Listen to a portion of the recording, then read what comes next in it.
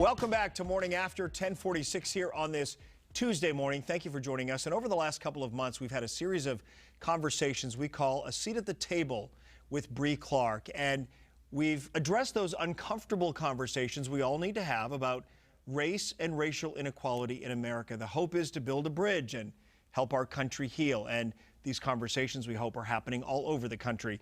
Bree is joining us this morning along with Melissa Tate, who's a food writer and blogger, to bring us some interesting perspective on this topic. Bree, good to see you. Good to see you too. You talk about not only learning from these uncomfortable conversations, and when we say that, these are conversations that those of us who are white are having with our black friends or our coworkers. You also talk about unlearning. What do you mean by that? You know, for so long, you're a product of your environment. So basically what you learn from your family, what you learn from your friends, what you learn in the circles that you're in, sometimes they're not always right when it comes to racism, equality, identity, and things of that sort. And you don't have anybody in your circle that's different from you to tell you that that's not right, what you're speaking on, or you don't understand it. So it's a lot of unlearning when it comes to different subjects, when it comes to racism, identity, equality, diversity. So that's what I'm saying. You have a lot to unlearn because you've learned for so long in certain things. So unlearning and learning.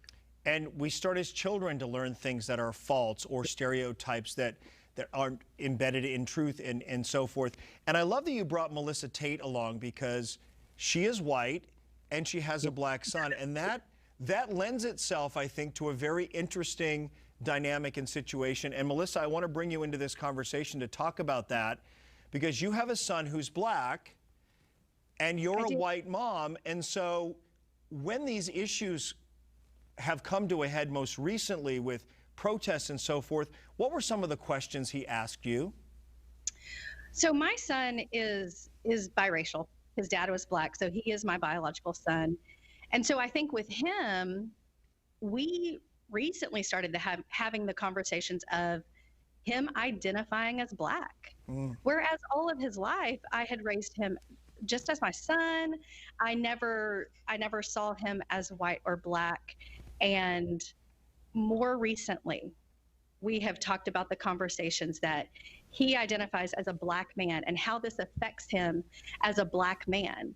And so that is what I have had to learn, is that I did not know everything about race. I did not know how to raise a black man. I didn't know that I was raising a black man. I was raising a biracial son that was my child, that I birthed him. And I've had to learn that I didn't do enough. I wasn't showing him his black culture. I didn't raise him going to a black barber.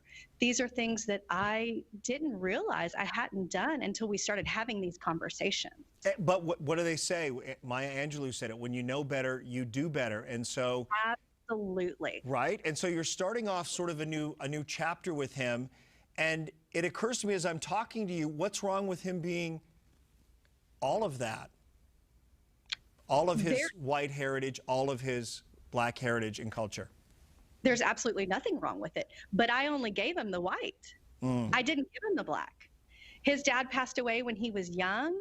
I married a white man afterwards. He grew up going to a very white school. He had a lot of white friends. My parents are white. Their friends are white. My friends are white. I didn't give him that. So yes, you say exactly what all of my friends have said. When I tell them this, they're like, oh, but you did a great job. Micah's so great. Everything is fine. What's wrong with that? Well, what's wrong with that is that half of his DNA is from a black father. And I didn't give him any of that.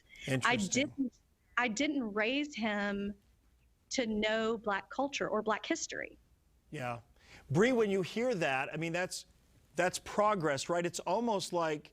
Yes, it's so much progress, Ron. Yeah, this is why we're doing this. So we can have these uncomfortable conversations to get you to think a different way that you've always thought. and then have those conversations with your friends and your family, like how she said that, oh, well, you did a good job, you're a great mom, Micah's this and that, and like, we know this, I was a great mom, I did this, but also I did a disservice by not showing him this part of his family and Right. just bringing that on the table. And we wouldn't be able to do that, Ron, if we didn't have these uncomfortable conversations about learning and unlearning during this time. Yeah, and it might be easy for her, easier because there's a familial bond and there's a love there that's undeniable between a mother and a son. The challenge is having that with people we don't know as well, and we've never addressed these issues. So, Bree, I want to say thank you for being a part of this series. When we set out to do this, we wanted to address these very issues, and you've done a remarkable job. And we hope as this continues, we'll continue to touch base and continue the conversations, because they don't end today. TheAmonProject.com is where you can go for more information. And the blog that Melissa has written, she's entitled it Race Reconciliation, is really, really incredibly powerful. Hope you'll check it out.